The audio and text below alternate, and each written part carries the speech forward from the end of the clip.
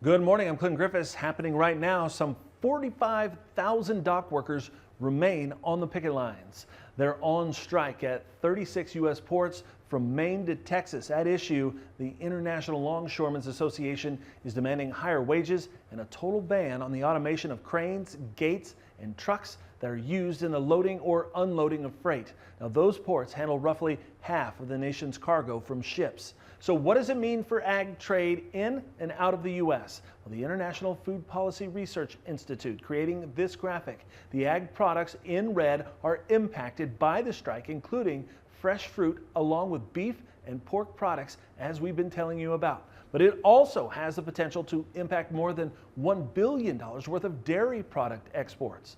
Now, Farm Journal's Tyne Morgan is at this year's World Dairy Expo in Madison, Wisconsin. And Tyne, people there are watching this strike very closely. Well, Clinton, the mood here at World Dairy Expo is much better than when we were here last year. Milk prices have improved, and that's creating a better picture for producers.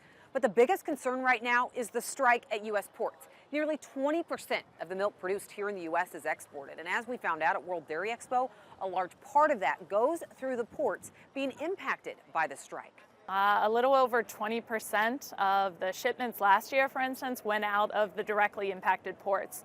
And so for us, that equates to roughly $32 million a week of dairy products just that are supposed to be flowing out of those impacted ports. That's not taking into account the more magnified impacts, too, of the fact that that product has to go somewhere. So that's going to be backing up other parts of the system. Morris says they are calling on the administration to work with both parties to find a resolution ASAP. But another export issue, Colombia. Morris described it as Colombia has lost their minds over the summer, deciding to launch a countervailing duty case against U.S. exports, claiming that the safety net farmers get here in the U.S. is impacting the milk powder exported from the U.S. into Colombia. She says that is not the case.